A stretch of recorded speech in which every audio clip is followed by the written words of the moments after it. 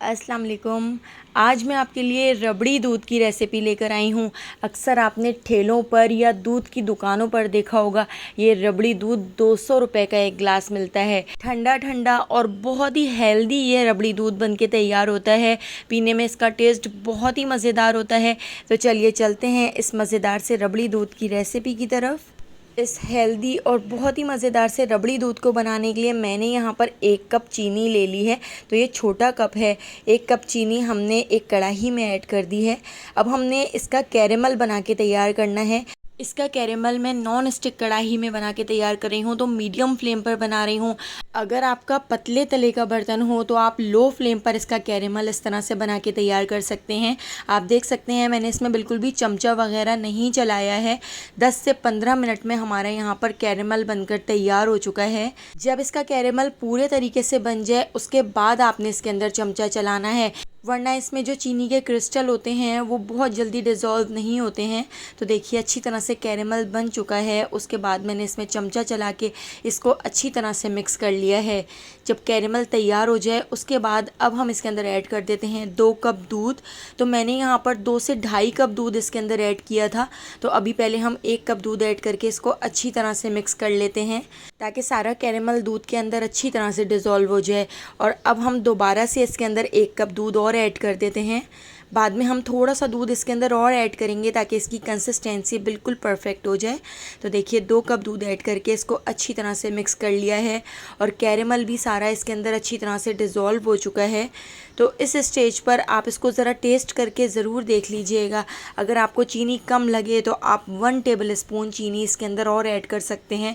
Caramel से ये बहुत ज़्यादा मीठा नहीं हुआ है, तो अभी मैंने इसके अंदर 1 टेबल स्पून चीनी और ऐड कर दी है और इसको भी हम अच्छी तरह से मिक्स कर लेते हैं। तो चीनी आप अपने टेस्ट के हिसाब से भी ऐड कर सकते हैं, लेकिन आधा किलो दूध के अंदर अगर आप 5 से 6 टेबल स्पून चीनी का कैरेमल बना के ऐड करेंगे तो बिल्कुल परफेक्ट रहेगा। कैरेमल और दूध अच्छी तरह से मिक्स हो चुके हैं। तो अभी हम इसको 10 से 15 मिनट और पकाएंगे और साइडों पे जो दूध चिपक रहा है उसको भी हम छुड़ाते जाएंगे। इस तरह से इसके अंदर रबड़ी वाला फ्लेवर आएगा। तो जब तक दूध पक रहा है मैंने यहाँ पर 2 बाउल रख लिए हैं। एक के अंदर मैं ऐड कर देती हूँ बेसल सीड्स यानी तुक मलंगा, और इसके अंदर थोड़ा सा पानी ऐड करके तुक मलंगे को इसके अंदर सोक कर लेते हैं। और दूसरे बाउल के अंदर हम थोड़ा सा दूध ले लेते हैं और दूध के अंदर मैं ऐड कर दूंगी 1 टीस्पून भर के वेनिला कस्टर्ड पाउडर।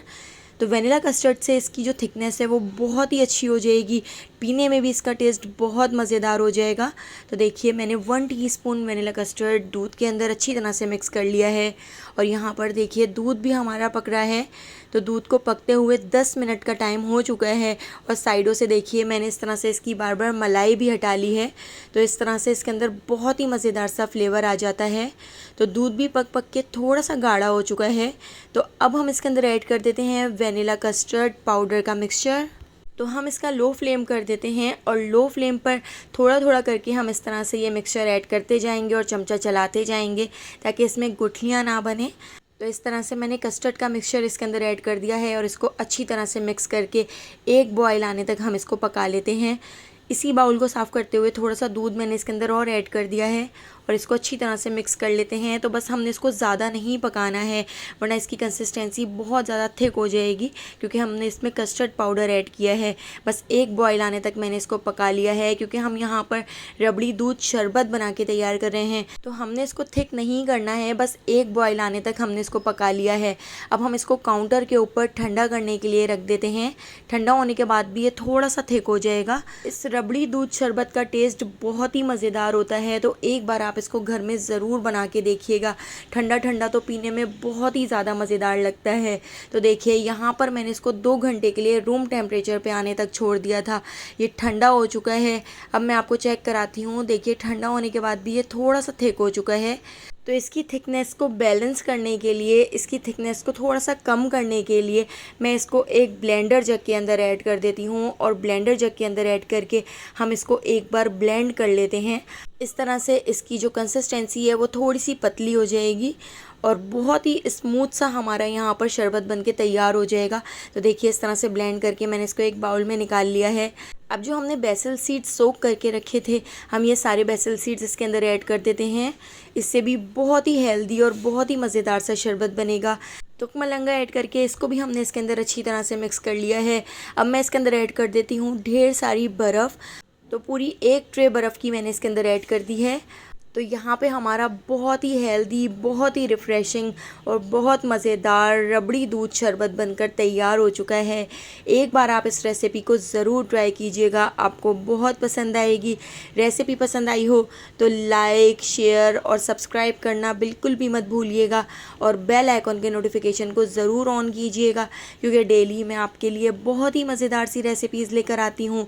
तो उन सारी रेसिपीज़ का नोटिफिकेशन आपको फ़ौरन मिल सकेगा और आप मेरी सारी वीडियोस वॉच कर सकेंगे। तो आने वाली वीडियो तक मुझे दीजिए इजाज़त। अल्लाह हाफ़िज़।